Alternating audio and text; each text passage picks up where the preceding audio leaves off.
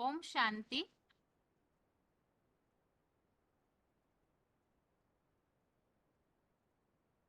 भगवत गीता श्लोक क्लास में आज 8 प्रश्नों के उत्तर में से पहले प्रश्न का उत्तर हम समझ रहे थे। परमात्मा सर्वव्यापी नहीं तो एक व्यापी कहाँ है। और इस प्रश्न के उत्तर में हमने भगवान सर्वव्यापी नहीं है इसके कई सारे प्रमाण समझे हैं। भगवान के सर्वव्यापी होने से ये दुनिया दुखी दिखाई नहीं देती। साथ में जो बीमार धीमार दिखते हैं वो नहीं दिखते। भगवान अगर सब में होते तो भगवान का आह्वान करने की, भजन कीर्तनों में पुकारने की, पतित पावन आओ कहकर बुलाने की आवश्यकता ही नहीं होती। भगवान यदि सर्वव्यापी होते तो सभी के अंदर भगवान है, तो भगवान के जो गुण है वो सभी में दिखने में आने चाहिए। और अगर ऐसे दिखने में आते तो दुख अशांति किसी में भी नहीं होती। भगवान यदि जानवरों में होते तो फिर जानवर पढ़ाई कैसे पढ़ाएंगे। ऊंचे से ऊंची हस्ती जानवर जैसे गंदों में जो गंदगी खाते हैं, हिंसा करते हैं, ऐसों में भगवान कैसे प्रवेश कर सकते हैं। ये सब व्यवहारिक जो बातें हैं जो रोजाना के जीवन में हमें दिखने में आती है, वो सब प्रूफ तो हमने समझे ही। इसके अलावा भगवत गीता में आए हुए काफी सारे प्रमाणों को हमने समझा था। जहां पर भी भगवान के इस सृष्टि पर आने की बात आई हुई है गीता में, जैसे यदा यदा ही धर्मस्य, भगवान का परम धाम स्वयं का धाम है। तो ऐसे श्लोकों से ये बात और भी स्पष्ट है कि भगवान वास्तव में इस सृष्टि के वासी नहीं है। और इसके अलावा 7वें अध्याय का 12वां, अध्याय 7 का 12, 9वें अध्याय का 4था, ऐसे कुछ और श्लोक है जिनमें स्पष्टता है कि मैं उन सब में, ये जो वृक्ष है उसके पत्तों पत्तों में व्यापी नहीं हूं। तो इससे तो और भी स्पष्टता आती है कि भगवान सभी में हो ही नहीं सकते हैं। लेकिन ये गलतफहमी क्यों हुई, इसे हमने समझा था। एक तो द्वापर युग से जब ऋषि मुनियों ने ढूंढा तो भगवान नहीं मिले, क्योंकि देहभान बढ़ने लगा तो निराकार की प्राप्ति कैसे हो पाएगी। और इसीलिए ही उन्होंने नेति नेति भगवान का अंत नहीं ऐसे कह दिया। एक तरफ से भगवान सब में है ये बात कहकर सबका मतिभ्रम करवा दिया। इसके अलावा भगवत गीता में जो विभूति योग नामक 10वां अध्याय, इस अध्याय में जो बातों का उल्लेख आया हुआ है, इससे भी ये गलत फहमी की शुरुआत हो सकती है। क्योंकि विभूति योग में कई जगह पे भगवान ने सिंह, पशुओं में सिंह हूँ, वृक्षों में ये हूँ, आयुधों में ये हूँ, ऐसी जो बातें बोली है, इससे सभी ने यह समझा कि इस सृष्टि में जो भी ऐसी चीजें हैं, प्राणी हो, पक्षी हो, या नदियों में गंगा, ऐसे जो भी श्रेष्ठतर श्रेणियां हैं, कैटेगरीज है, उनमें भगवान है।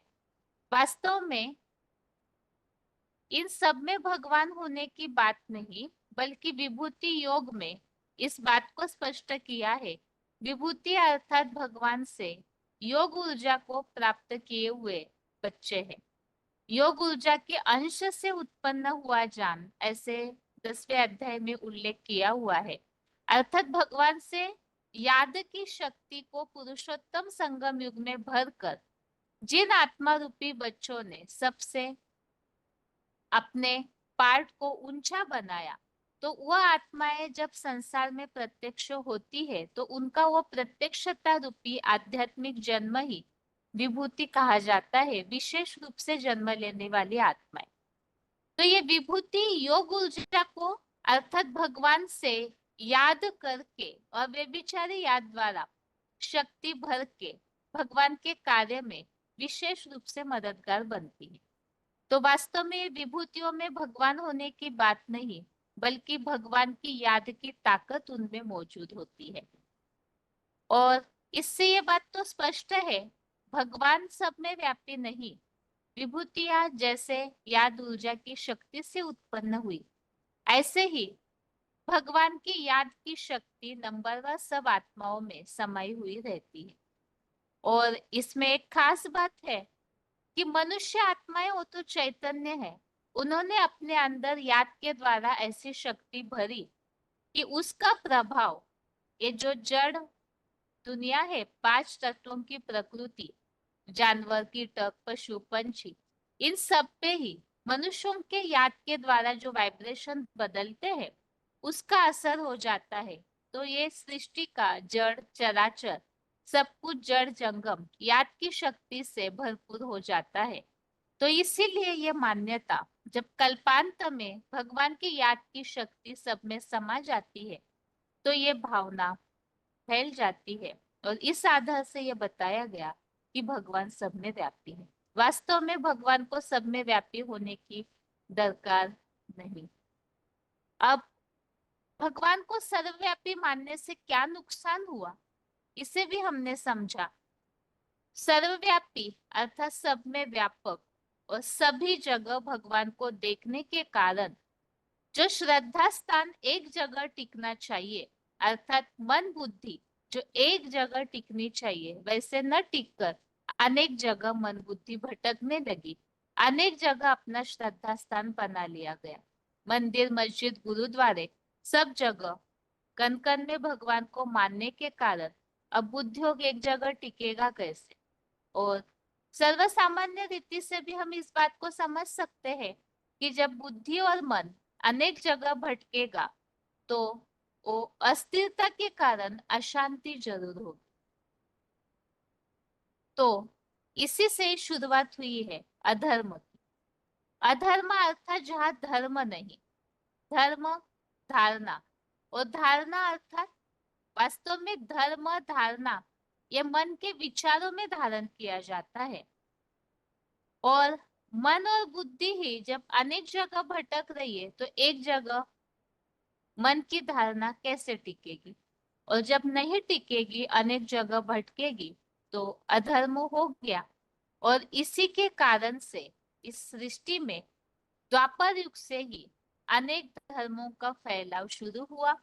और उन धर्मों के आधार से मनुष्यों ने ही धर्म बनाए, उसी आधार से जातियां बांटी, उसी आधार से मत पतांतर फैले, और उसी आधार से अनेक धर्म पनपे। तो धर्मों के आधार से कर्म कांड बने, और इन कर्म कांडों को फॉलो करने के चलते अपने कर्म कांडों के लिए आपस में संघर्ष होना शुरू हो गया। अर्थात एक सर्वव्यापी की भूल से संसार का आज सारे विश्व में जो दुख, अशांति, बिखराव नजर आ रहा है, तो ये सबका मूल कारण है भगवान को एक न मानना। हालांकि सब कहते तो है, सब धर्म वाले, सबका मालिक एक है, लेकिन मानते समय सभी धर्म वालों ने भगवान को अनेक नामों से बुलाना शुरू किया, तो सोचते हैं कि भगवान अनेक हो गए। वास्तव में ये सारी वसुधा एक कुटुंब है। तो कुटुंब में तो एक ही माता पिता होते हैं। ठीक इसी तरह से भले ही परिवार बांटे गए, अर्थात अनेक धर्म बढ़ गए, लेकिन माता पिता तो सबके वास्तव में एक है। लेकिन भूलने के कारण, अपने माता पिता की पहचान भूलने के कारण सभी अनाथ हो गए। और जैसे बिना माता पिता के बच्चे आपस में लड़ते हैं घरों में, तो इसी तरह से यहाँ इस विश्व में माता पिता को भूलने के कारण, उनकी असली पहचान भूलने के कारण आज सभी सारे संसार के मनुष्य मात्र अनाथ है। और अनाथ है तो दुखी है, परेशान है, जिस कारण धर्मों में हिंसाचार, भ्रष्टाचार पनपता जा रहा है। तो इससे ये समझ में आ गया कि अशांत मन होने का कारण, मन का भटकाव होने का कारण भगवान को सर्वव्यापी मानना। अब फिर शांति कैसे आएगी, धर्म कैसे स्थापन होगा? तो इसका उपाय यही है, भगवान के एक व्यापी स्वरूप को पहचानना। जो विभूति योग में लास्ट में इस बात को भगवान ने अर्जुन को समझाया है। इन सब विभूतियों को जानने से क्या प्रयोजन, क्योंकि मैं तो इस सारे विश्व को योग ऊर्जा के एक अंश से टिका कर स्थित हूँ। तो वो अंश अर्थात महादेव, जो कि योगीश्वर बनते हैं और भगवान से इस तरह से एकाकार हो जाते हैं कि उनका नाम और किसी का भी नाम वास्तव में परमपिता के साथ नहीं जोड़ा है, बल्कि परमपिता शिव जो सभी के पिता है, निराकार ज्योति बिंदु स्वरूप है, परम धाम के निवासी है और इस सृष्टि के उद्धार के लिए वो इस सृष्टि पर आते हैं, तो त्रिमूर्ति शिव कहलाते हैं। परम पिता जन्म मरण के चक्र से न्यारे है, लेकिन इस सृष्टि के साकार सृष्टि के परिवर्तन के लिए उन्हें किसी का आधार लेना होता है। तो वो जिनका आधार लेते हैं, मानुषिम तनुम आश्रितम, अर्थात साधारण मनुष्यों का मनुष्य तन का आधार लेते हैं, तो उसी के लिए कहा तो है त्रिमूर्ति शिव जयंती। लेकिन अगर तीनों मूर्तियों के द्वारा परमपिता शिव इस सृष्टि पर प्रत्यक्ष होंगे, तो फिर भगवान तीन हो जाएंगे, अर्थात अनेक व्यापी फिर भी हो जाएंगे। वास्तव में परम पिता शिव इस सृष्टि के परिवर्तन के लिए स्थापना, पालना और विनाश, इन तीन कर्तव्यों के लिए तीन मूर्तियों का आधार तो लेते हैं, लेकिन प्रत्यक्ष फिर भी एक ही मूर्ति के द्वारा होते हैं और वो है महादेव अर्थात शंकर। परम पिता शिव शंकर के द्वारा ही प्रत्यक्ष होते हैं, इसका प्रूफ यही है और वही एक व्यापी स्वरूप है, इसका प्रमाण यही है। एकमात्र शंकर का नाम ही परमपिता शिव के साथ जोड़ा हुआ है, अन्य किसी का भी नाम परमपिता शिव के साथ जोड़ा हुआ नहीं है। तो शंकर का नाम शिव के साथ जोड़ने का कारण क्या है, शंकर में ऐसी खासियत क्या है? भक्ति मार्ग में तो शंकर को देवता दिखाया जाता है, लेकिन जैसे कि हमने इस बात को समझा है, जब परमपिता शिव इस सृष्टि पर आते हैं तो उनका कारण ही है दुष्टों का विनाश, सद्धर्म की स्थापना के लिए। तो फिर इस सृष्टि पर तो कोई देवता होते नहीं, सब मनुष्य ही है, तो परमपिता भी मनुष्य तन का ही आधार लेते हैं। तो शंकर भी वास्तव में साधारण मनुष्य ही होते हैं।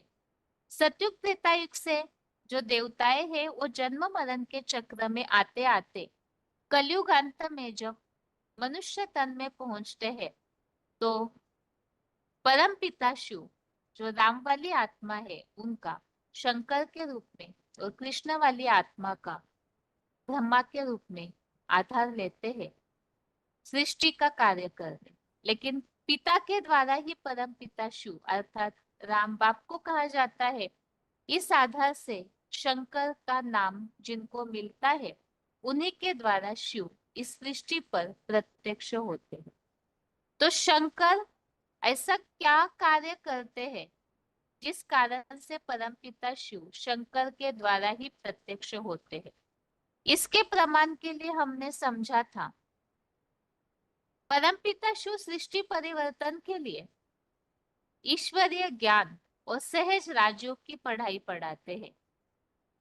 जैसे कोई क्लास में अनेक स्टूडेंट होते हैं, लेकिन टीचर के द्वारा पढ़ाई हुई पढ़ाई को कोई स्टूडेंट पूरा के पूरा धारण कर लेता है, कैच कर लेता है। इसी तरह से इस ईश्वरीय पढ़ाई में जितने भी स्टूडेंट भगवान से पढ़ते हैं, उनमें एक शंकर महादेव ही है जो परमपिता शिव की पढ़ाई को पूरी तरह से ग्रहण करके ज्ञान का जो अखूट भंडार है वो अपने में धारण करते हैं और उसका आधार परमपिता शिव से अखूट स्नेह। और इसीलिए ही शंकर को सदैव ध्यान मग्न अवस्था में दिखाया जाता है। शंकर के जितने भी चित्र है वो हमेशा तपस्वी रूप के ही दिखाए जाते हैं। अब भक्ति मार्ग में एक गलतफहमी और हो जाती है, इस कारण शिव और शंकर को एक मान लिया जाता है। तो यहाँ पर इस भेद को स्पष्ट करना जरूरी है। वास्तव में शंकर और शिव दो अलग आत्माएं हैं, दोनों के कर्तव्य भी अलग है। परम पिता शिव वो तो अजन्मा है, शंकर जन्म मरण के चक्र में आने वाली आत्मा है। परम पिता शिव सदैव कल्याणकारी है, शंकर विनाशकारी संहारकारी है। तो ऐसे काफी सारे अंतर है जो शिव और शंकर में है, जिससे ये बात स्पष्ट होती है कि शिव और शंकर वास्तव में अलग है। लेकिन परमपिता शिव से याद करके शंकर शिव समान बनते हैं। इतना समान बनते हैं कि शिव और शंकर के बीच में अंतर किसी को नजर ही नहीं आता है। तो भक्ति मार्ग में भी इस बात को कह दिया गया, शंकर और शिव एक है। अब शंकर शिव समान बनते हैं अर्थात क्या? शिव समान बनना अर्थात जैसे परमपिता शिव सदैव निराकारी है, इसी तरह से शंकर भी शिव समान निराकारी स्टेज को धारण कर लेते हैं। तो निराकारी स्टेज अर्थात क्या? तो निसंकल्पी स्टेज, संकल्प बिल्कुल स्टॉप। जैसे परमपिता शिव असोचता है, वैसे शंकर शिव के याद के संग के रंग से असोचता बन जाते हैं, निसंकल्पी बन जाते हैं। ये तो एक बात हो गई, परमपिता शिव समान निराकारी बनना अर्थात निराकारी निर्विकारी निरअहंकारी बनना, समान बनना। दूसरा प्रूफ ये है, परमपिता शिव को तो अपना शरीर नहीं, तो वो तो सदैव निराकारी है। लेकिन शंकर तो शरीरधारी है, तो फिर वो निराकारी बनते हैं, तो उसका प्रूफ क्या दिखने में आएगा? इसका प्रूफ यही है, सबसे प्रथम बात, शंकर जो निराकारी स्टेज धारण करते हैं अर्थात बिल्कुल अपने साकार देह की इंद्रियों का उनको भान नहीं, 100% मन बुद्धि से आत्मिक स्टेज, आत्मा ज्योति बिंदु की स्टेज और परमात्मा की याद की स्मृति की स्टेज में वो लीन रहते हैं। इसका प्रमाण यही है कि उनको अपने शरीर की इंद्रियों का कोई भान नहीं रहता है। इतना वो भान से परे हो जाते हैं, जो भगवत गीता में भी इस बात का उल्लेख आया हुआ है। सब कर्म करते हुए भी मान लो ये योगी जैसे कि कुछ भी नहीं करता है। और इसी का यादगार भक्ति मार्ग में शिवलिंग के रूप में दिखाया हुआ है। शिवलिंग में हाथ पांव नाक आंख कोई भी इंद्रियां नहीं दिखाई जाती है, अर्थात बिल्कुल बिंदु रूप स्टेज। और इसका मतलब ये नहीं है कि इंद्रिया नहीं है, इंद्रिया तो है, लेकिन इंद्रिया होते हुए भी देह भान से परे की स्टेज होती है। तो इसीलिए बताया वो ऐसी निराकारी स्टेज जिसे ही भगवत गीता में अव्यक्त मूर्ति ना कहा हुआ है। अव्यक्त मूर्ति ना अर्थात शरीर है, मूर्त तो है, साकार शरीर तो है, लेकिन स्टेज उनकी निराकारी होती है, अव्यक्त स्टेज होती है। तो इसीलिए ही वो जो इंद्रियों के भान से परे हो जाते हैं, तो इसके लिए ही भक्ति मार्ग में रामायण में इस बात का उल्लेख आया है, बिनु पग चले सुने बिनु काना कर बिनु कर्म करे विधि नाना, आनंद रहित सकल रस भोगी बिनु वाणी वक्ता वड़ जोगी। अर्थात ये जो भाई इंद्रिया है, वो सब इंद्रिया होते हुए भी वो जैसे कि इन इंद्रियों से कोई कर्म करते हुए नजर नहीं आता। अब इंद्रिया है, शरीर है, और कोई कर्म ना करे, ये कैसे हो सकता है? तो कर्म करते हुए भी उन कर्मेंद्रियों के भान से परे उनका जो भोग है, सर्वसामान्य आत्माएं इंद्रियों से भोग को भोगती है, सुख लेती है, लेकिन शंकर महादेव उससे परे स्टेज में रहते हैं, अर्थात सदैव आत्म ज्योति बिंदु की स्टेज में रहते हैं। तो ये हो गया साकार शरीर होते हुए भी शिव समान बनने की स्टेज। अब शिव समान बने हैं, इसी के लिए ही रामायण में और एक उल्लेख आता है, सगु नहीं अगु नहीं नहीं कछु भेदा उभय हरे भव संभव खेदा। अर्थात सगुण साकार, अगुण निराकार, इनमें कोई भेद नजर ही नहीं आता है। और ये जो मान्यता है, जैसे शंकर शिव समान बनते हैं, तो इसके हिंदू धर्म में जो उल्लेख आते हैं वो तो हमने समझे, लेकिन ये तो विश्व के पिता है, भगवान सर्वव्यापी नहीं एक व्यापी कहा है। ये बात तो सब धर्म वालों के लिए, क्योंकि सर्वव्यापी की मान्यता से तो सभी भटक रहे, तो सबके लिए ही ये बात जानना जरूरी है कि एक व्यापी कहाँ है। अब शंकर नाम जो है वो तो हिंदू धर्म वाले जानते हैं, लेकिन बाकी धर्म वाले वो तो नहीं जानते इस नाम को, वो हिंदुओं का देवता समझते हैं। लेकिन ऐसे नहीं है, शंकर जो है वो वास्तव में मनुष्य सृष्टि के पिता है, बीज है, अव्यक्त मूर्ति ना, अर्थात ही उन्होंने पिता की तरह ऐसी बीज रूप स्टेज धारण की है कि उस अव्यक्त मूर्ति ना से ही ये सारा संसार विस्तृत होता है। तो वो शंकर महादेव की ये जो अव्यक्त मूर्तिना की स्टेज है, निराकारी स्टेज, बीज रूप स्टेज, जिससे सृष्टि का उद्धार करने के, शुरुआत करने के निमित्त बनते हैं, तो वो आदि पिता है, आदिश्वर है। और इसी के लिए जैसे परम पिता शिव निराकार की मान्यता हर धर्म में होती है, ऐसे ही उनका जो साकार स्वरूप है शंकर महादेव, उनकी भी मान्यता हर धर्म में है। नामों में भी साम्यता है। वो ऐसे जैसे हिंदू धर्म में भगवत गीता में उल्लेख आया है त्वमादि देव पुरुष पुराण, अर्थात तो आदि देव है, ऐसे ही जैनियों में उन्हें आदिनाथ के रूप में कहा है। जैसे महादेव शंकर की निराकारी स्टेज के ऐसे चित्र दिखने में आते, ऐसे ही जैनियों में तीर्थंकर को भी बिल्कुल ध्यानमग्न अवस्था में दिखाया जाता है, और वो भी वास्तव में शंकर महादेव की ही यादगार है, बस उन्होंने तीर्थंकर या तो आदिनाथ के रूप में माना है। ऐसे ही मुस्लिम लोग आदम, आदम बाबा के जमाने की कहानियां, बहुत पुराना आदमी है, सृष्टि की शुरुआत करने वाला, ऐसे मानते हैं। इसी तरह क्रिश्चियंस लोग एडम के रूप में मानते हैं। तो हर धर्म वाले भगवान के इस साकार स्वरूप शंकर महादेव को, आदि पिता को मानते जरूर है, बस नामों में उन्होंने अलगाव कर दिया है।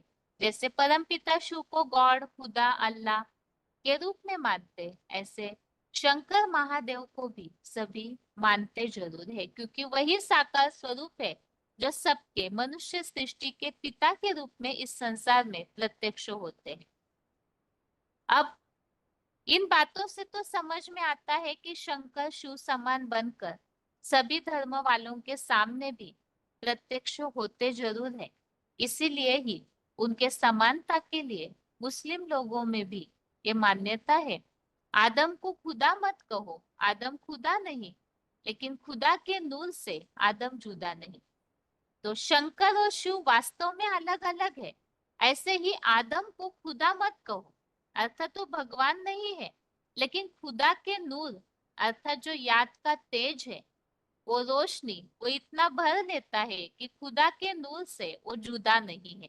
अर्थात भगवान की शक्ति को शंकर महादेव आदि पिता, वही आदम, पूरी तरह से अपने में भर लेते हैं।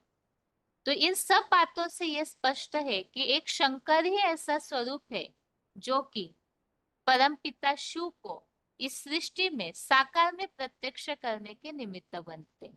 क्योंकि परमपिता शिव ऊंची हस्ती है, तो उनका जो फर्नीचर जिसमें वो विराजमान होंगे, जिस तन का आधार लेंगे, वो भी जरूर ऐसी ऊंची हस्ती होनी चाहिए जो उनके ज्ञान योग को पूरी तरह से अपने में ग्रहण करे। अब इसके अलावा जैसे शिव समान शंकर बनते हैं तो निराकारी बनते हैं, ऐसे परम पिता के जो और गुण है वो भी शंकर महादेव धारण करते हैं। इसके लिए भी हमने समझा परम पिता शिव का एक गुण अजन्मा का। अजन्मा का जो गुण है वो शंकर महादेव कैसे धारण करते हैं? क्योंकि उनका तो अपना साकार शरीर है, फिर भी वो अजन्मा क्यों कहलाते हैं? अजन्मा अर्थात जिनका जन्म नहीं और उनकी मृत्यु भी नहीं। तो शंकर महादेव वास्तव में ये तो पुरुषार्थ करते करते उन्होंने ऐसी स्टेज धारण की योग बल की, जिस आधार से शंकर ये नाम उनको उनकी स्थिति का नाम पड़ता है। और वो शंकर जो है उनके जिनका जन्म नहीं और मृत्यु भी नहीं, तो शंकर महादेव जो है उनके भक्ति मार्ग में माता पिता दिखाए नहीं जाते हैं और मृत्यु भी नहीं, क्योंकि अमरनाथ के रूप में एक महादेव का ही गायन है। मृत्यु पर जीत पाने के लिए महामृत्युंजय नाम का मंत्र भी महादेव के नाम से ही माना जाता है। इससे यह स्पष्ट है जन्म और मृत्यु से परे है महादेव, तो अजन्मा का यह गुण उनके लिए लागू होता है। अभी भगवत गीता में आए हुए प्रूफ और प्रमाणों को भी हमने समझा था। जैसे 9वें अध्याय के 7वें श्लोक में उल्लेख आया है, कल्पादो विसृजाम्यहम् में हम और कल्पक्षय पुनस्तानि। कल्प के अंत में सारी सृष्टि उनमें समा जाती है और नए कल्प की शुरुआत में विसृजाम्यहम् में हम अर्थात उन्हीं से सारी सृष्टि निकलना शुरू होता है। तो अंत में सब समा जाते हैं, तो वो अंत में बचे रहते हैं, क्योंकि नई सृष्टि की शुरुआत भी उन्हीं से होती है। तो इसीलिए ही उनका जन्म और मृत्यु कोई देख ही नहीं पाता है, क्योंकि वही सबके आदि पिता है। अब सबकी शुरुआत करने के भी वो निमित्त बने, तो त्वमादि देव पुरुष पुराण। सबका अंत करने के वो निमित्त बनते हैं, तो कालो अस्मि, संसार का विनाश करता महाकाल भी हूँ। तो इसीलिए महाकाल के रूप में भी महाकालेश्वर के मंदिर बने हुए हैं। तो ये भी भक्ति मार्ग का यादगार है। और वह अव्यय पुरुष है। दूसरे अध्याय के 17वें श्लोक में इस बात को स्पष्ट किया है कि उस अविनाशी पुरुष का नाश करने के लिए कोई भी समर्थ नहीं है। वो अव्यय है, अर्थात जिसका कभी नाश नहीं होता है। तो इससे ये बात और स्पष्ट है कि विनाश काल में विशेषकर काल के गाल में जाते हुए उन्हें कोई देख ही नहीं पाता है। इसलिए नहीं देख पाते हैं क्योंकि विनाश के समय में सारी सृष्टि का महाकाल महामृत्यु बनकर के वो अडिग रहते हैं और सारी सृष्टि काल के गाल में समा जाती है। तो इससे ये स्पष्ट है कि किस तरह से शंकर महादेव के लिए ये मान्यता है कि वो अजन्मा अर्थात जन्म और मृत्यु से परे है। तो जिनकी शुरुआत ही नहीं होती, अर्थात जो सबकी शुरुआत है, सबका आदि है, तो जिसका खुद का आदि नहीं तो अनादि हो गए। जिनका अंत नहीं, क्योंकि वही सबका महाकाल है, तो उनका अंत नहीं तो अनंत हो गए। तो इसीलिए भगवत गीता में हमने एक श्लोक और देखा, अनादि मध्यांतम अनंत वीर्यम, और साथ में उनका आदि नहीं और अंत नहीं, तो नान्त न मध्यम न पुनस्त वादिम। इस तरह से उल्लेख भगवत गीता में मिलते हैं, जो कि महादेव के लिए ही ये बातें बताई हुई। और इतना ही नहीं, शास्त्रों में वो अनादि और अनंत है। तो जैसे हमने एक उल्लेख समझा अव्यक्त मूर्ति ना अर्थात शिवलिंग, जिससे ही ये सारी सृष्टि शुरुआत होती है, विस्तार को पाती है, अर्थात वो अव्यक्त मूर्ति ना ही सारे सृष्टि के पिता है। और वो अव्यक्त मूर्ति ना शिवलिंग अर्थात महादेव जो निराकारी स्टेज धारण करने की यादगार है, तो वो शिवलिंग उन्हीं की यादगार है, तो वो अनादि और अनंत है। इसी के लिए ये शास्त्रों में लिंगोद्भव की कहानी उल्लेखित है कि ब्रह्मा जी और विष्णु जी लिंग का आदि और अंत ढूंढने के लिए गए, लेकिन उन्हें मिला नहीं। तो वो अनादि और अनंत भी है। तो इन सब बातों से ये स्पष्ट है कि ये शंकर ने किस तरह से परमपिता शिव समान अजन्म का गुण धारण किया है। तो अभी तक हमने इस एक व्यापी स्वरूप कहा है, वो शंकर महादेव किस तरह से है, इन सारे प्रमाणों को समझा है। अभी आज के क्लास में इसी से जुड़ा हुआ अगला टॉपिक समझना शुरू करते हैं। जब शंकर अजन्मा है, अर्थात उनका जन्म नहीं होता है, शिव और शंकर को मिला के एक किया है, तो इससे फिर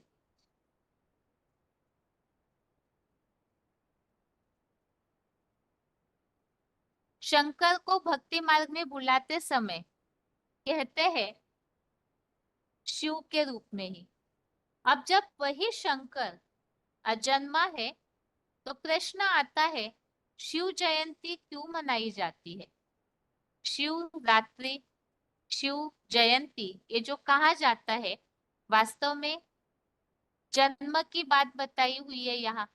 अब जब वो अजन्मा है, जन्म होता नहीं, चाहे परम पिता शिव हो, चाहे शंकर महादेव हो, उनका जब जन्म ही नहीं है, तो ये शिव जयंती क्यों मनाई जाती है। वास्तव में भक्ति मार्ग में तो शिव के जन्म के लिए शिवरात्रि, महाशिवरात्रि कहते हैं। शिव जयंती तो भक्ति मार्ग में उपयोग नहीं करते, ये तो ज्ञान मार्ग में हम इस बात को समझते हैं। लेकिन यहाँ बात यह है, प्रश्न यह उठता है कि जब जन्म होता नहीं, तो ये क्यों मनाया जाता है। जैसे कृष्ण जयंती है, कृष्ण जन्माष्टमी मनाते हैं रात को 12 बजे, तो कृष्ण का जन्म हुआ है। राम की भी नवमी मनाई जाती है, तो राम का जन्म हुआ है। तो फिर शिव का जन्म भी होना चाहिए, तभी तो मनाया जाता है। लेकिन इसका एक रहस्य है। यहाँ पर कोई गर्भ से जन्म लेने की बात के लिए शिव जयंती या शिवरात्रि नहीं मनाई जाती है। ये है अलौकिक जन्म, दिव्य जन्म, जिसके लिए भगवत गीता में उल्लेख आया है, मेरा जन्म भी दिव्य है, मेरा कर्म भी दिव्य है। तो परमपिता शिव इस सृष्टि पर आते हैं, तो जो प्रत्यक्षता रूपी जन्म होता है, अर्थात गर्भ से जन्म की बात नहीं, वो इस संसार के सामने जब परम पिता इस सृष्टि में प्रत्यक्ष होते हैं, तो सारे संसार में घोर अज्ञान की, अंधकार की रात्रि होती है। तो उस समय सृष्टि के उद्धार के लिए परम पिता शिव जब प्रत्यक्ष होते हैं, जैसे कोई बच्चे का जन्म हुआ, तो वो गर्भ से आया, अर्थात संसार के सामने प्रत्यक्ष हुआ बच्चे के रूप में। इसी तरह से यहाँ भी ये भी प्रत्यक्षता रूपी जन्म की बात ही है। तो कैसे, अर्थात सारे संसार के सामने उस साकार व्यक्तित्व शंकर महादेव के द्वारा परम पिता शिव प्रत्यक्ष होते हैं, और प्रत्यक्ष होके इस सृष्टि के परिवर्तन का जो गीता में उल्लेख है, जगत भी परिवर्तते, अर्थात जगत उनके आने मात्र से, प्रत्यक्षता रूपी जन्म से विपरीत गति में परिवर्तन होना शुरू हो जाता है। तो इसी संबंधित जो शिव जयंती या शिवरात्रि के लिए मुरलियों में आए हुए कुछ पॉइंट्स को हम देखते हैं, जिससे ये बात अच्छी तरह से स्पष्ट हो सकती है। वास्तव में शिव जयंती या शिवरात्रि दिव्य जन्म के लिए उल्लेख किया हुआ शब्द है, और ज्ञान मार्ग में जो बात है वही फिर भक्ति मार्ग में मानना शुरू हो जाता है। तो पहला पॉइंट है VCD नंबर 1069, VCD नंबर 1069। चारों ओर भक्त भी शिव जयंती व शिवरात्रि कह करके मनाते हैं।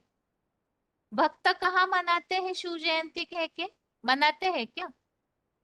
जो दुनिया वाली भक्त है, बाहर की दुनिया वाले शिवरात्रि कह के मनाते हैं। अगला पॉइंट है ऑडियो नंबर 206, 206 ऑडियो नंबर है। कोई स्थूल जन्म तो है ही नहीं, ये प्रत्यक्षता रूपी दिव्य जन्म है। भारत में ही भगवान प्रत्यक्षता रूपी जन्म लेता है। शिव जयंती मनाते हैं, रुद्र वह सोमनाथ जयंती नहीं कहा जाता है। जयंती अर्थात अंत में जय जयकार, प्रत्यक्षता की जय जयकार। अगला पॉइंट है बीसीडी नंबर 1503, बीसीडी नंबर 1503। परम पिता परमात्मा कब आते हैं? रात में आते हैं या दिन में आते हैं? रात में आते हैं। अब रात कहा जाता है अज्ञान को, अज्ञान की रात में आते हैं। और सिर्फ जब आते हैं तो रात्रि नहीं मनाते हैं। क्या मनाते हैं? महाशिवरात्रि। छोटी मोटी अज्ञान की रात्रि में नहीं आते हैं। जब इस सृष्टि पर घोर अज्ञान की रात्रि होती है तब आते हैं। तो यह पॉइंट में हमने समझा, एक तो भक्त लोग शिव जयंती नहीं कहते, वो शिवरात्रि कहते। और शिव रात्रि अर्थात यहाँ प्रत्यक्षता रूपी दिव्य जन्म की वास्तव में बात है। क्योंकि शिव जो है वो कब आते हैं परमपिता? रात में। रात अर्थात अज्ञान की रात्रि। तो महाशिवरात्रि अर्थात घोर अज्ञान की रात्रि जब होती है तो आते हैं। आते हैं अर्थात प्रत्यक्षता रूपी जन्म लेते हैं। तो इसी के लिए बीसीडी नंबर 1597, बीसीडी नंबर 1597। सारी दुनिया अज्ञान अंधकार में डूब जाती है, तब लास्ट में जाके शिव प्रत्यक्ष होते हैं। सब अंधेरे में आ जाते हैं। किसके द्वारा प्रत्यक्ष होते हैं? प्रजापिता के द्वारा शिव प्रत्यक्ष हो जाते हैं। इसीलिए शिवरात्रि मनाते हैं, क्योंकि वो कल्याणकारी रात्रि है सारी दुनिया के लिए। शिव जयंती। अगला पॉइंट है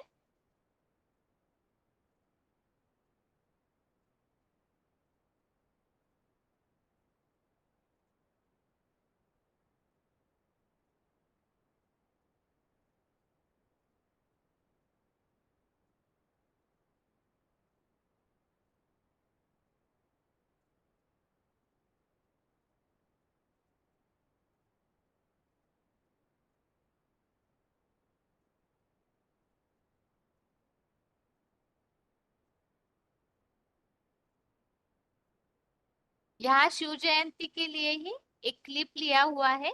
तो BCD number 85, BCD number 85, 33 minute के बाद से लिया हुआ पॉइंट है।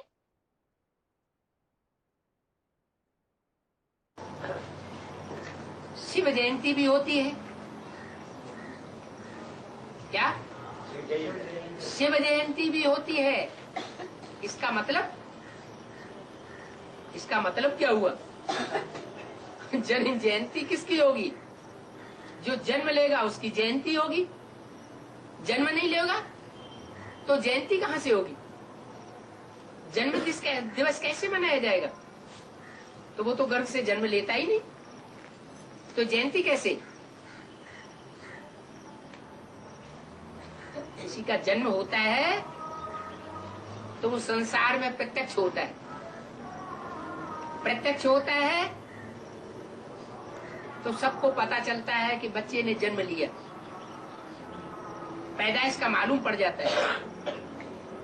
ऐसे ही शिव निराकार जब इस सृष्टि पर आता है तो जब किसी तन में प्रवेश करता है तो किसी को पता नहीं चलता क्या कि उसने जन्म लिया। कोई भी ब्रह्मा कुमार कुमारियां अगर ये कहते हैं कि हम शिव जयंती मनाते हैं तो वो साबित करना पड़े क्या कि शिव जयंती मनाते हो, तो बताओ, साबित करो किस दिन शिव ने जन्म लिया। अगर जन्म ही नहीं लिया, वो जन्म दिन साबित नहीं कर सकते, तो शिव जयंती कैसे मनाते हो? जैसे दुनिया वाले मनाते चले आ रहे हैं परंपरा मुआफिक, ऐसे ही तुम मनाते हो। तो असली शिव जयंती कब कहें? जब दुनिया वालों को ये पता लग जाए कि शिव इस सृष्टि पर अमुक तन में आया हुआ है। क्या सारी सृष्टि में ये ढिंढोरा पिट जाए। जैसे बच्चे की पैदाइश होती है भारत में तो ढोल मजीरा बजाते हैं। यादगारें तो यहाँ की चली आ रही है ना। तो शिव भी जब इस संसार में प्रत्यक्ष होता है तो चारों तरफ ज्ञान के नगारे बजना शुरू होते हैं। आगे है,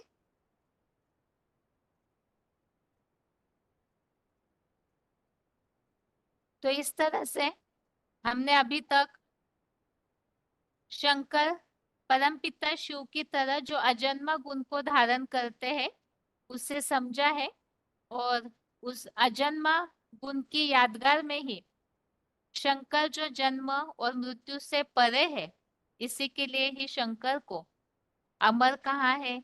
महामृत्युंजय नाम का मंत्र जपा जाता है, आदि देव के रूप में कहा जाता है, और उनका जन्म नहीं दिखाया जाता है। ये तो पहला गुण हो गया। अभी दूसरा गुण है परमपिता शिव का अभोक्ता। अभोक्ता अर्थात जो कुछ भी भोगता नहीं है। तो इस गुण के बारे में अभी हम समझते हैं। सबसे प्रथम यहाँ जो जो डिस्प्ले में देख पा रहे हैं, जिन्हें स्लाइड दिख रही है, तो ये जो टॉपिक अभी लिया है, अभी जो बताया जा रहा है वो गीता के भगवान के किताब में से लिया हुआ है, और उसके आगे फिर मुरली पॉइंट्स के द्वारा भी हम इस अभोक्ता गुण को समझेंगे ही। अभोक्ता गुण अर्थात क्या है? परमपिता शिव के अनेक गुणों में से यह अभोक्ता पने का गुण सर्वाधिक महत्वपूर्ण है। यही गुण उनको पतित से पावन की उपाधि भी दिलाता है। परमपिता शिव जो है वो अभोक्ता है। अभोक्ता अर्थात कुछ नहीं भोगना, तो इस आधार से वो पतित पावन है, पतितों को पावन भी बनाते हैं। अब यहाँ भोगना अर्थात क्या? जब परमपिता शिव अभोक्ता है तो भोक्ता क्या है? भोक्ता ये गुण क्या होता है उससे हम समझते हैं। यहाँ जैसे बताया, आत्माएं जो है वो दो प्रकार के भोगों को भोगती है। एक तो पुण्य कर्मों का फल, और दूसरा पाप कर्मों का फल।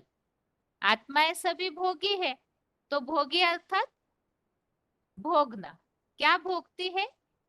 पापों का फल या तो पुण्य का फल। जो कर्म करते हैं, क्या कहते हैं, कर्मों का फल भोगना पड़ेगा। तो पापों का फल हो चाहे पुण्य का फल हो, आत्माएं भोगती है। पुण्य का फल सुख होता है और पापों का फल दुख होता है। परंतु परमपिता शिव दोनों प्रकार के भोगों से परे अर्थात अभोक्ता है। अर्थात परमपिता शिव न पाप का फल भोगते न पुण्य का। वो अजन्मा है, जन्म लेते ही नहीं तो कर्म की बात नहीं, और कर्म की बात नहीं तो फल भोगने की भी बात नहीं। तो इसलिए ही वो दोनों प्रकार के भोगों से परे अर्थात अभोक्ता है। लेकिन परमपिता शिव अभोक्ता है, उनका ये अभोक्तापन का गुण साबित कैसे होगा? जरूर जिस तन में उनका अवतरण होता है उसी तन के द्वारा उनको अभोक्ता साबित होना पड़ेगा। जैसे आत्मा शरीर के द्वारा भोगी कहलाती है, तो परमपिता शिव शरीर द्वारा ही अभोगी कहलाएंगे। परमपिता शिव अभोक्ता है, तो ये प्रूफ कैसे होगा? जब वो साकार शरीर का आधार लेंगे तो आत्मा शरीर धारण करती है तो भोगी बन जाती है, लेकिन परमपिता शरीर धारण करने पर भी वो अभोक्ता ही बने रहते हैं। तो यही उनका अभोक्ता पने का गुण कैसे स्पष्ट हो सकता है, कैसे प्रूफ हो सकता है? तो जिस तन द्वारा एक व्यापी बनकर परमपिता प्रत्यक्ष होते हैं, अर्थात शंकर महादेव के द्वारा उनका अभोक्ता पने का गुण सिद्ध होना चाहिए। वो कैसे सिद्ध होगा उसे ही अभी हम प्रूफ के साथ समझते हैं। यहाँ इस बात को खास ध्यान में रखें, जैसे आत्माएं पाप का फल सुख, पापों का फल दुख, और पुण्य का फल सुख भोगती है। तो अब शंकर महादेव के लिए भी परमपिता शिव शंकर के द्वारा अभोक्ता कैसे सिद्ध होते हैं, अर्थात शंकर अभोक्ता कैसे है, उसे हमें समझना है। आगे है,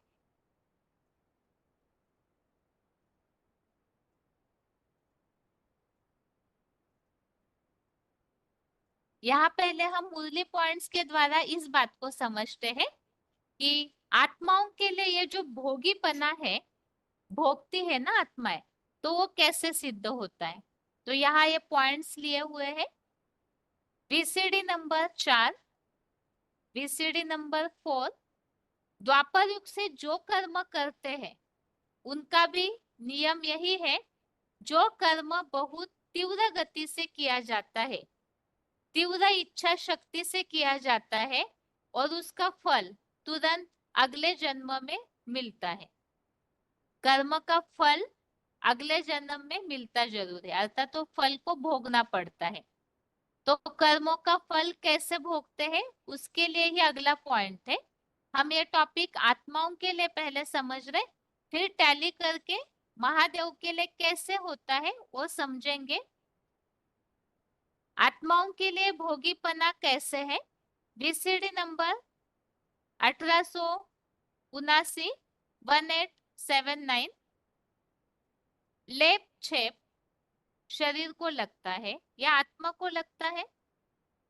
अगर कहे शरीर को लगता है तो शरीर तो खलास हो जाता है, भस्म हो जाता है।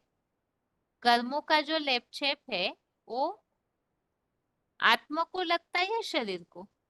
शरीर को अगर लगता तो शरीर तो भस्म हो जाता है, इस शरीर को तो लगने की बात नहीं। हाँ, एक शरीर छोड़ करके आत्मा दूसरे शरीर में प्रवेश करती है, वहां अपने कर्म बंधनों को ले जाती है। उन कर्म बंधनों का लेप छेप आत्मा को लगा हुआ है। संस्कार अभी संस्कार सभी आत्मा में रहते हैं। ये लेप छेप मतलब क्या, संस्कारों के रूप में जो स्पष्ट होता है तो वास्तव में वही कर्मों का लेप छेप है। संस्कार अभी आत्मा में रहते हैं और कहा भी जाता है ये कर्मों का फल है। क्या, अगला जन्म लेने पर कोई अंधा, कोई लूला, कोई काना, कोई कैसे कैसे शरीर वाले जन्म लेते हैं। तो ये जो शरीरों की प्राप्ति होती है, आत्मा ने कर्म किए तो उसका असर शरीर के द्वारा ही उसे भोगना पड़ेगा। तो वो अंधा, लूला, लंगड़ा, ये जो शरीर मिलते हैं, अब ये कौन से कर्मों का फल है, जरूर कहेंगे पास्ट जन्म के कर्मों का फल। पिछले जन्म का, पास्ट पिछले जन्म के कर्म का फल। पास्ट जन्म में जो पास्ट का शरीर था, उस शरीर से ऐसे ऐसे कर्म किए, पास्ट जन्म के अच्छे व बुरे कर्मों का फल, जैसे अच्छा बुरा काम करते हैं वैसा भोगते हैं अगले जन्म में। अर्थात कर्मों के आधार से फल भोगना पड़ता है। तो क्या फल भोगना पड़ता है, वार्तालाप नंबर 1656, डिस्कशन नंबर 1656।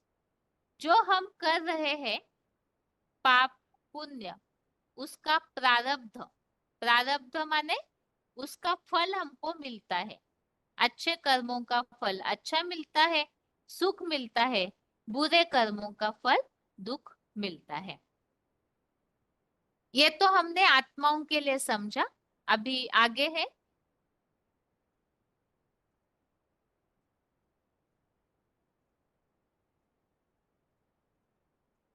अभी भगवान के लिए किस तरह से है वो हम देखते हैं। आत्माओं के लिए तो समझा, शरीर लूले लंगड़े मिलना ये उनके कर्मों का फल है। अच्छा कर्म किया तो सुख मिलता है, बुरा कर्म किया तो शरीर के द्वारा दुख भोगना पड़ता है। भोगना अर्थात ही कर्मों का फल हो गया। अब भगवान के लिए हम देखते हैं, वीसीडी नंबर 220, वीसीडी नंबर 220, बिंदु बिंदु आत्माएं सब एक समान। लेकिन मेरे में और तुम जन्म मरण के चक्र में आने वाली आत्माओं में अंतर है। मैं जन्म मरण के चक्र में नहीं आता हूँ क्योंकि अभोक्ता हूँ, और तुम आत्माएं भोगी हो, अभोक्ता नहीं हो सकती। तो भोगी होने के कारण तुम्हारी आत्मा की शक्ति क्षीण होते रहती है। आत्माओं की शक्ति क्षीण होती है भोगने के कारण, और भगवान क्या है? सदैव अभोक्ता है। VCD number 2268 2268। एक शिव आत्मा है जो अभोक्ता है, बाकी सब आत्माएं भोगी है। अब शिव अभोक्ता है अर्थात क्या, उसे यहाँ स्पष्ट किया है ऑडियो नंबर 246, ऑडियो नंबर 246। यहाँ परमपिता शिव के अभोक्तापन को बताया है। शिव अभोक्ता, वो खान पान आदि खाते नहीं, कहते हैं मैं अभोक्ता हूँ। फिर भोक्ता कौन है? शिव तो अभोक्ता है। शिव का शंका रंग लगेगा, अभोक्ता का शंका रंग लगेगा, तो भोगी भी क्या बन जाएगा? योगी बन जाएगा। तो पहला पहला शंका रंग किसको लगता है? अभोक्ता शिव का, निर्लेप शिव का किसको लगता है? प्रजापिता को। जिसमें पहले पहले प्रवेश करेगा उसको रंग भी लगेगा। हम यहाँ टॉपिक यही समझ रहे हैं कि परमपिता शिव किसी शरीर के द्वारा ही उनका अभोक्ता पने का गुण स्पष्ट होना चाहिए। तो परमपिता शिव अभोक्ता है, तो उनका शंकर रंग जिसमें वो प्रवेश करते हैं उसको जरूर लगेगा। तो वो अभोक्ता जो है, अर्थात भोगी में अगर परमपिता प्रवेश करते हैं तो भोगी भी क्या बन जाएगा? योगी बन जाएगा। अगला पॉइंट है वीसीडी नंबर 2268 2268 वीसीडी। मनुष्य आत्माओं का बाप ही क्यों न हो, वो तो सबसे जास्ती भोगी होगा या नहीं होगा?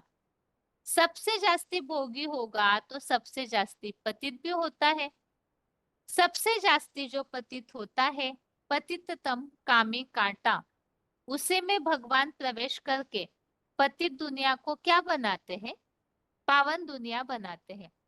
जो पतिततम कामी कांटा बनता है, भगवान की याद के पुरुषार्थ से वो पावनतम देवता महादेव बन जाता है।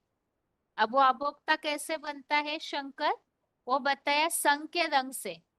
जितना याद करेगा, साथ में परम पिता का प्रवेश तो है ही, तो उससे वो पतित होने के बावजूद भी, भोगी होने के बावजूद भी अभोक्ता बन जाता है।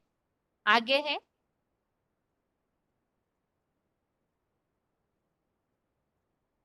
अभी ये अभोक्तापन का गुण जो है वो कैसे सिद्ध होगा उसे हम समझते हैं।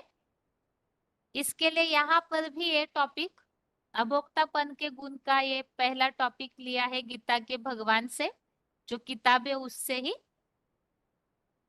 अब यहाँ हमने ये समझा था पाप का फल, पाप कर्म होते हैं और कर्मों का फल पाप का दुख है, और पुण्य का फल होता है सुख। अब पहले हम देखते हैं पाप। पाप कर्म किसे कहा जाता है? क्योंकि वो पाप कर्म करेगा ही नहीं ना, अभोक्ता है, तो वो पाप कर्म से, ऐसे भोगने से वो परे होना चाहिए। तो पाप क्या होता है? सबसे पहले हमें यह समझना है कि पाप की शुरुआत होती कहाँ से है। तो भगवत गीता में तीसरे अध्याय का 37वां अध्याय 3 का श्लोक नंबर 37, इस श्लोक में पाप की शुरुआत कहाँ से होती है बताया है। श्री भगवान उवाच काम एष क्रोध एष रजोगुण समुद्भवः महाशनो महापाप्मा विद्येन्मिह वैरिणम्। तो इसमें बताया है ये जो काम वासना है, अर्जुन ने पूछा भगवान से ये पुरुष किसकी प्रेरणा से पाप करता है? तो भगवान ने ये उत्तर दिया काम और क्रोध, ये देह भान से उत्पन्न हुए हैं और ये बहुत ही पाप कराते हैं, इसे तू इस संसार में वैरी समझ। तो काम वासना जो है सभी विकारों का मूल कारण है। इन्हीं विकारों से पाप बनता है और आत्माएं पापी बनती है। कामनाएं, एक तो विकारी भोग भोगने की कामना, साथ में अनेक प्रकार की कामनाएं, इच्छाएं, ये जो है वो पाप कराती है, गलत कर्म कराती है। तो अन्य विकारों को रोकना फिर भी सहज है, परंतु काम वासना को अपने वश में रखना अत्यंत कठिन है। तो इसीलिए ही गीता में इस बात को बताया हुआ है। भगवत गीता का 3 अध्याय का 41वां श्लोक। ये जो विकारी भावना है इसे रोकना कठिन है, तो इसीलिए इसका उपाय जो है, तरीका रोकने का गीता में बताया है। 3 अध्याय का 41, अध्याय 3 का 41 नंबर श्लोक है। तस्मात् त्वम् इंद्रियाण्यादो नियम्य भरतर्षभ पापमानं प्रजह्येनं ज्ञान विज्ञान नाशनम्। इस श्लोक में ये बात स्पष्ट की है, ये काम के आवेग को, काम वासना को कंट्रोल करना मुश्किल है, तो इसीलिए भगवान ने उपाय बताया। पहले इंद्रियों को नियंत्रित कर, एक ज्ञान योग के नाशक का पापी काम विकार को अवश्य त्याग दे। अर्थात किस तरह से काम विकार को वश में किया जा सकता है, इसका उपाय गीता में बताया है। ये जो विकार है वो ज्ञान योग का नाश करता है, तो इसीलिए इसे रोकने के लिए इंद्रियों को कंट्रोल कर। इंद्रियों में भी जिससे पाप होता है उस इंद्रियों को सबसे पहले कंट्रोल करने की बात आई है। तो जो अभोक्ता है जरूर उसने उस इंद्रियों को कंट्रोल किया होगा। और इसका प्रूफ, कौन सा ऐसा देवता है जिसका गायन काम विकार को नाश करने वाले के रूप में होता है? महादेव के लिए ही माना जाता है। काम जीते जगत जीत, उन्होंने कामदेव को अपने तीसरे नेत्र खोल करके भस्म किया। तीसरा नेत्र अर्थात ज्ञान का तीसरा नेत्र अपने ज्ञान योग बल से जो अपने अंदर की कामनाएं है वास्तव में उसे विनाश करता है। तो इंद्रियों को कंट्रोल कर, अर्थात जरूर उस इंद्रियों को उन्होंने अपने ज्ञान योग के आधार से कंट्रोल किया हुआ है, तो वो भोक्ता नहीं है। इसे और आगे पॉइंट्स के द्वारा समझते हैं।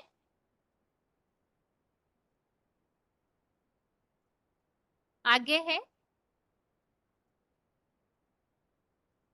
वार्तालाप नंबर 1644, डिस्कशन नंबर 1644। पापों में सबसे पहला पाप होता है काम विकार का, वो मुखिया है। भगवान ये बात समझाते हैं, काम विकार सबसे बड़ा शत्रु है। वो आदि मध्य और अंत दुख देने वाला है, अर्थात पूरा ही नरक में ले जाता है। VCD number 1458 1458। यहाँ ये बात स्पष्ट की है कि पाप होता ही है काम विकार से और वो बड़ा शत्रु है। इतना ज्यादा पाप होता है जो अगले पॉइंट में स्पष्ट किया है। Discussion number 451 451। जब काम विकार का आवेग आता है, कामांध मनुष्य हो जाता है, काम के कारण अंधा हो जाता है, तो ज्ञान याद रहता है? नहीं रहता है। अगला पॉइंट है बीसीडी नंबर 2519 152519। काम की आग तो कभी पूरी होती नहीं। विकारों की तीव्रता, और जो विकार है 5 विकारों में से उनकी तीव्रता कम हो जाती है, लेकिन कामाग्नि कभी पूरी नहीं होती। जितना भी उसको बढ़ाते जाओ बढ़ाते जाओ बढ़ाते जाओ, कामनाएं कभी खत्म नहीं होती है। तो इससे यह स्पष्ट है कि काम विकार सबसे ज्यादा बड़ा शत्रु है, जो बड़ा पाप, ज्यादा पाप कराता है। तो आगे बताया, जैसे हमने श्लोक में उपाय समझा, ज्ञान और योग के नाशक, इस काम विकार को तू अवश्य मार दे, अर्थात इंद्रियों को कंट्रोल कर। तो इसे पॉइंट में बताया है वीसीडी नंबर 1458 1458। काम है सबसे बड़ा शत्रु, इसलिए कहा जाता है इस काम महाशत्रु को ज्ञान तलवार से मारो अथवा जीतो, और इनके जीतने से ही तुम अमरलोक में जा सकते हो। अर्थात पक्का देवता तब बन सकते हैं जब इन काम विकार को पूरी तरह जीता। तो ऐसे जीतने वाला कौन है? TCD number 909 909। काम जीते जगत जीत, तो किसका गायन है? एक शंकर का ही गायन है जिसका नाम शिव के साथ जोड़ा जाता है। तो बताया कि काम विकार को जीतते हैं तो अमरलोक में जाते हैं। तो अमरनाथ के रूप में, काम विकार को जीतने के रूप में भी किसका गायन पहले है? शंकर का। वही सबसे पहले इस पाप कराने वाले महाशत्रु अर्थात काम विकार पर जीत पाते हैं। आगे है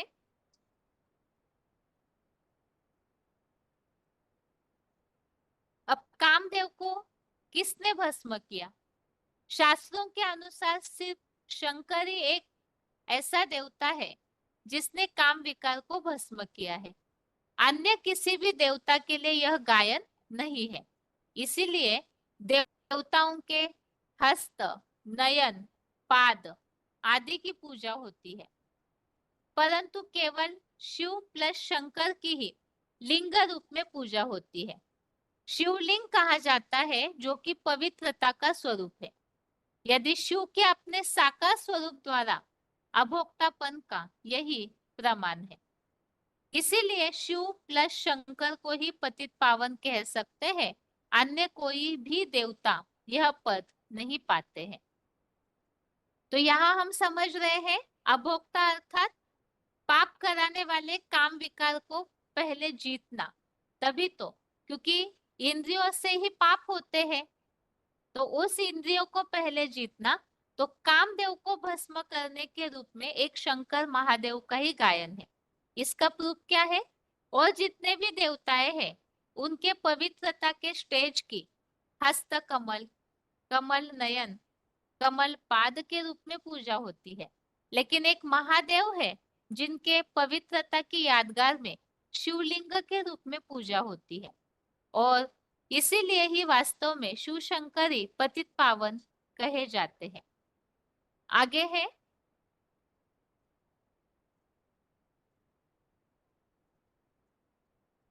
इसी संबंधित पॉइंट्स है। कौन है कामजीत? शिव का वो रूप शिवालयों में पूजा जाता है, और कोई भी ऐसा देवता नहीं है जिसका लिंग पूजा जाता हो। और इंद्रियों को 100% पवित्र बनाया, परंतु उन 33 करोड़ देवताओं ने काम इंद्रिय को 100% पवित्र नहीं बना पाया। इसीलिए काम जीते जगत जीत विश्वनाथ के रूप में एक ही देवता का गायन है, बाकी सब देवताएं नंबरवार है। अगला पॉइंट है वीसीडी नंबर 173, वीसीडी नंबर 173। देवताओं को पवित्र कहेंगे, एवर प्योर नहीं कहेंगे। जो सुप्रीम सोल, वो सुप्रीम सोल जो एवर प्योर है, तो क्या हवा में एवर प्योर होता है या प्रैक्टिकल जीवन में आकर के एवर प्योर बनता है? प्रैक्टिकल जीवन में यादगार बनता है, उसकी यादगार है मंदिरों में। और देवताओं के नेत्र कमल दिखाए जाते हैं, हस्त कमल दिखाए जाते हैं, पाद कमल दिखाए जाते हैं, मुख कमल दिखाया जाता है। सारी इंद्रियां देवताओं की कमल के रूप में दिखाते, लेकिन शिव का क्या दिखाते हैं? शिवलिंगम क्यों कहते हैं? शिव कानम क्यों नहीं कह देते? शिव नाकम कह दे, शिव आखम कह दे, शिव नेत्रम क्यों नहीं कहते? वो निराकारी स्टेज तभी साबित हो, और मनुष्यों के मुकाबले मनुष्य चंचल बने बिगड़ नहीं रह सकते। उनमें चंचलता आती है। और सुप्रीम सोल तो चंचलता नहीं आने देता। हम ये समझ रहे हैं कि शिव को भी अभोक्तापन का जो गुण है वो शरीर के द्वारा ही, क्योंकि आत्मा इस शरीर के द्वारा भोगी है, पाप और पुण्य भोगती है। ऐसे ही परमपिता शिव भी, उनका अभोक्तापने का गुण शरीर के द्वारा होना चाहिए स्पष्ट। तो वो यहाँ पर शिव जिस तन में प्रवेश करते हैं उस तन के द्वारा ही वो अभोक्तापने का गुण सिद्ध होगा। इसीलिए ही शिवालयों में शिवलिंग की पूजा दिखाई जाती है। जिस इंद्रियों को जीता हुआ दिखाया है, क्योंकि पूजा का आधार है प्योरिटी, पवित्रता की ही पूजा होती है, तो जरूर उस इंद्रिय को जीता है। और इंद्रिया जैसे देवताओं के और इंद्रिया पवित्र है तो उसकी पूजा होती है, लेकिन शंकर की शिवलिंग के रूप में परमपिता शिव की यादगार की पूजा होती है। अर्थात वो औरों की तरह इंद्रियों से चंचलता नहीं करते। आगे है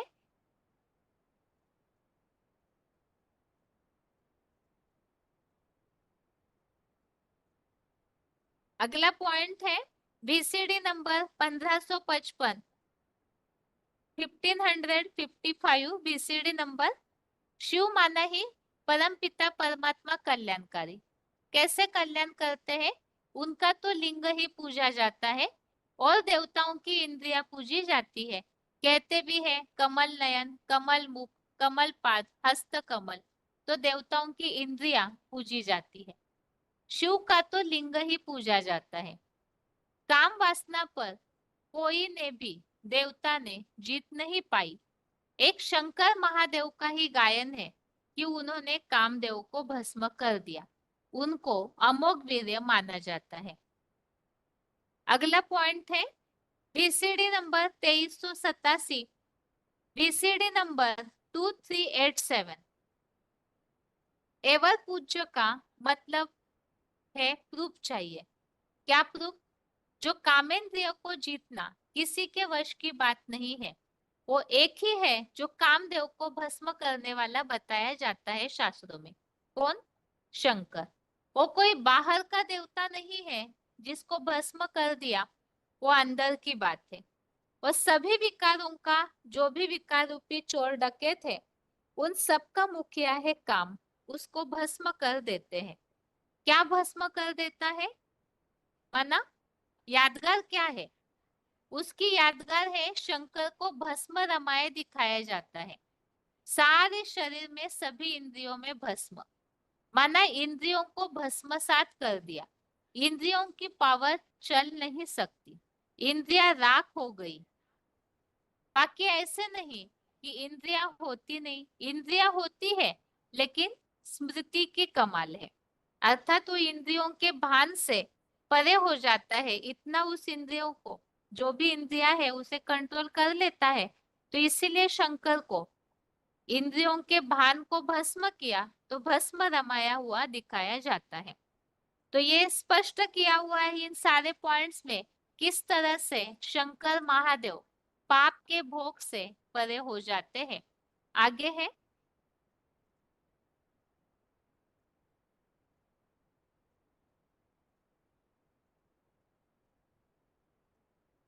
बीसीडी नंबर 2268, बीसीडी नंबर 2268।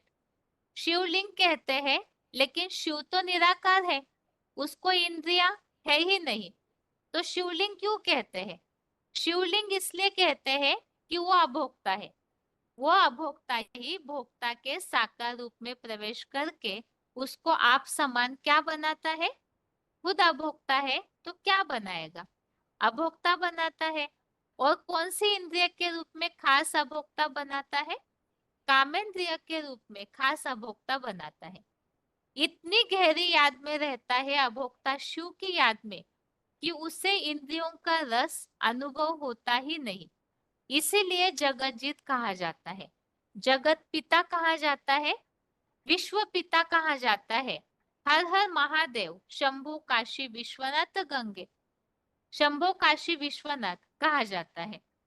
तो इसके लिए यहाँ स्पष्ट किया है कि वो अभोक्ता बने हैं, तो काम जीते जगत जीत कहा जाता है।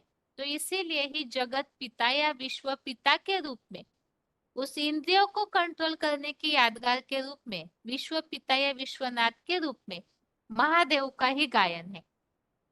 और ऐसे गायन बना है, उसकी यादगार भी क्या दिखने में आती है भक्ति मार्ग में, तो वो स्पष्ट किया है। BCD number 2387, BCD number 2387। इस काम विकार को जीतना बड़ा कठिन है, सिवाय राजयोग के। राजयोग ऐसा है जिसमें कर्मेंद्रिया शीतल हो जाती है, जिसकी यादगार अमरनाथ में दिखाई गई है। क्या? बर्फ का लिंग। क्या लिंग? क्या लिंग कोई बर्फ का होता है? ये कवि की कविता है, भावना है। उस भावना को कैसे व्यक्त करे? इसीलिए जो द्वापर के आदि में जो भी मूर्तिकार हुए, चित्रकार हुए, उनकी भाव भंगिमा ने अजंता, एलोरा की, एलिफंटा की गुफाओं में गुप्त रूप से वो चित्रों का निर्माण कर दिया। उनमें एक अमरनाथ मंदिर भी दिखाया गया जहाँ बर्फ का लिंग बनता है।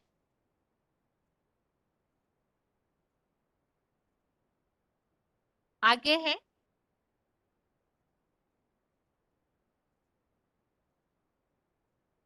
अभी आगे बहुत बड़ा टॉपिक है, इसीलिए केवल इस क्लिप को सुनते हैं आज के क्लास में, और फिर अगले क्लास में इसी अभोक्ता के गुण को हम और स्पष्ट आगे जो टॉपिक है उसे समझेंगे। एक क्लिप समझ करके आज का क्लास पूरा करते हैं। शंकर का ही गायन काम जीते जगत जीत के रूप में है। वीसीडी नंबर 2416 2416, 1 घंटा 44 मिनट के बाद से लिया हुआ पॉइंट।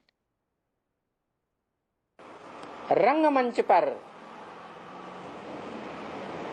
जिसे हीरो पार्टधारी कहा जाता है,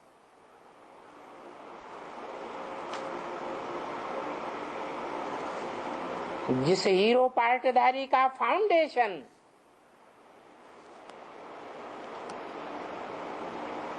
त्रिकालदर्शी बाप आकर लगाते हैं, उस चोटी में स्मृति रूप से लिंग रूप की यादगार बनती है।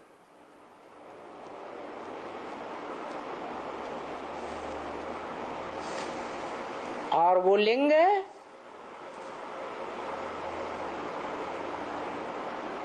शिवलिंग कहा जाता है। जबकि हम बच्चे जानते हैं कि शिव को तो लिंग होता ही नहीं। शिव को लिंग होता है क्या? जिस ब्राह्मण चोटी में प्रवेश करता है,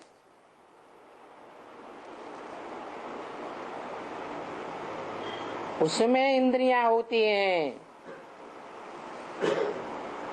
उन इंद्रियों के बीच एक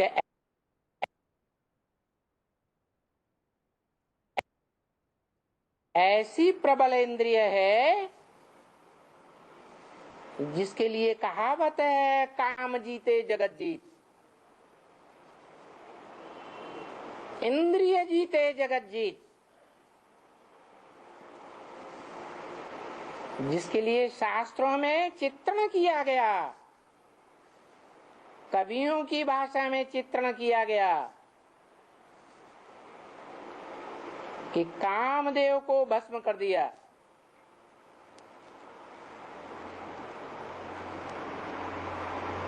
अर्थात काम विकार को राख बना दिया।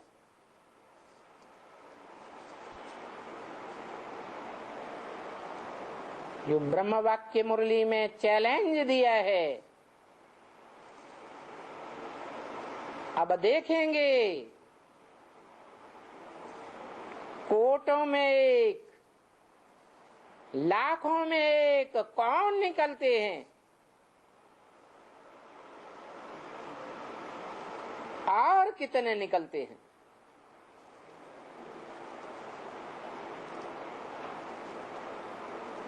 और कौन अपने को राख बनाते हैं?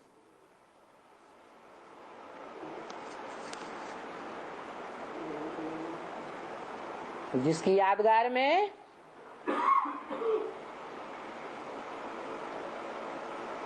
आज भी नागा बाबाएं भस्म रमा के रहते हैं।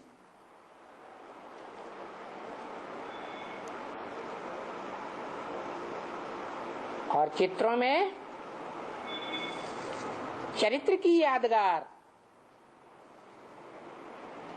एक खास व्यक्तित्व का चित्रण किया जाता है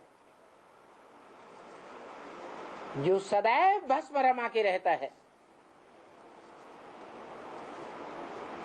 जिसका नाम शास्त्रों में शंकर महादेव कहा जाता है।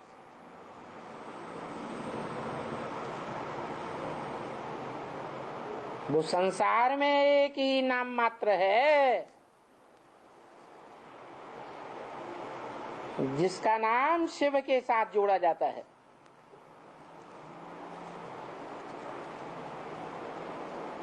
और कोई भी देवता का नाम शिव के साथ नहीं जोड़ा जाता।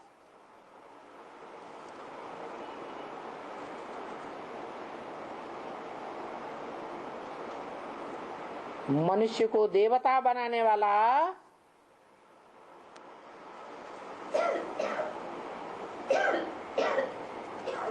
वो राजयोग का पुरुषार्थ है।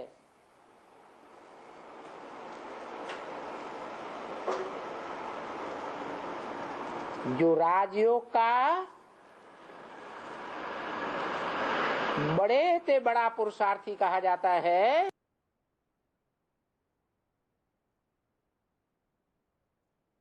तो इस तरह से आज के क्लास में हमने इस टॉपिक को समझा है। शंकर के द्वारा ही परमपिता शिव का अभोक्ता पने का गुण स्पष्ट हो सकता है। और अभोक्ता अर्थात वास्तव में पाप या पुण्य को न भोगना। तो कर्म करते हुए भी पाप या पुण्य का फल नहीं भोगता है, वो कैसे? तो पाप का फल, पाप अर्थात ही सबसे ज्यादा पाप करने वाला है काम विकार। तो उस काम विकार के ऊपर ही जीत पाना, इसी का यादगार शंकर के रूप में ही काम जीते जगत जीत दिखाया जाता है। और यादगार में और देवताओं के और इंद्रियों की पूजा होती है, लेकिन एक शंकर महादेव है जो परम पिता शिव समान स्टेज को धारण करते हैं, तो शिवलिंग के रूप में पूजा होती है। आज के क्लास में सार में हमने इस टॉपिक को समझा है। और आज के लिए यहाँ पर ही 8 प्रश्नों के उत्तर में से पहले प्रश्न का उत्तर का टॉपिक पूरा करते हैं। और साथ में गीता क्लास भी पूरा हो रहा है। ओम शांति।